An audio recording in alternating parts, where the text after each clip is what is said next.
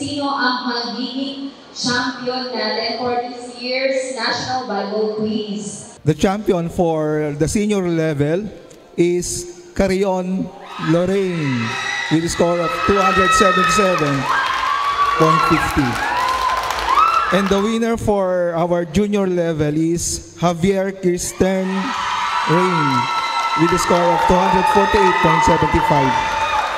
Kirsten Rain,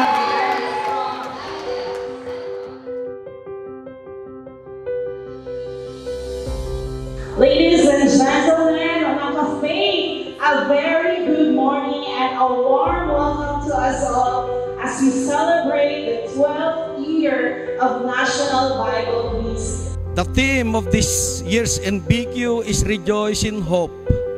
Indeed, we rejoice in thanksgiving and in hope.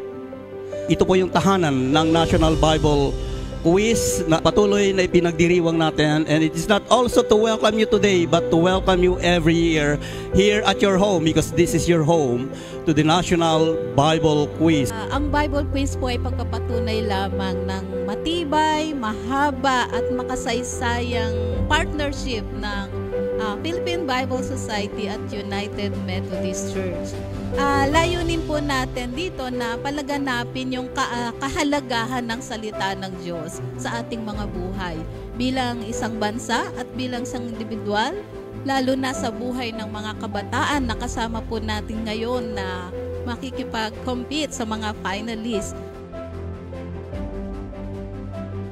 Thus, the NBQ was born. It became a program that has drawn added interest of Christian educators, church workers, as well as parents in teaching children about the Bible and for them to internalize and put to practice in their daily lives.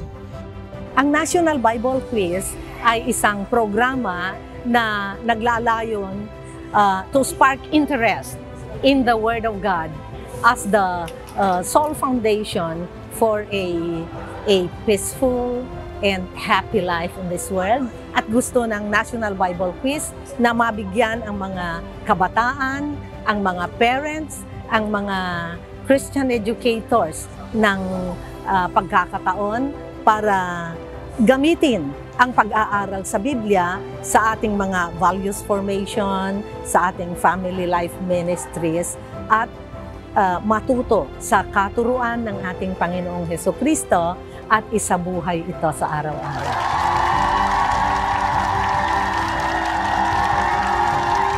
Since first time ko po sumali sa Bible Quiz kahit na sa district siya, nakakakaba po. Sinasabi ko rin na, Lord, kayo na pong bahala. Natutuwa po ako dahil ginabayan po ako ng Panginoon simula po ng local church elimination pa lang hanggang po dito sa national level. Natutuwa po ako dahil binigyan po ako ni Lord ng pagkakataon na makasali sa Bible Quiz at makapag-aral po ng kanyang mga salita. Para sa akin po yung pinaka-challenging part po is yung verse exposition po. Kasi po, doon po ako mahina po sa public speaking, lalo na po kung on the spot po ako mag-iisip. Sa oras ng ating pagkayamon, siya ang nagbibigay sa atin ng pag-asa upang magkaroon tayo ng kapanatagan ng loob. Ang ginawa ko na lang po, hindi ko na lang po pinasa isip po yung sinasabi ko, kung hindi pinasa puso ko na lang po. And wag mong isipin kung mananalo ka ba o hindi. Ang lagi mo lang iisipin is ginagawa mo yun para maitaas ang pangalan ng ating Panginoong Jesus. Mag-aral lang po ng salita ng Diyos at yung mga naaral niyo po, wag niyo pong tandaan lang po ito, kundi unawain niyo po. We expect the National Bible Quiz to live on through the next 50 years or maybe even 100 years. Kasi ito ay patuloy na concern ang pag-aaral sa Biblia at pagpapalaganap sa salita ng Diyos at mensahe ng kaligtasan.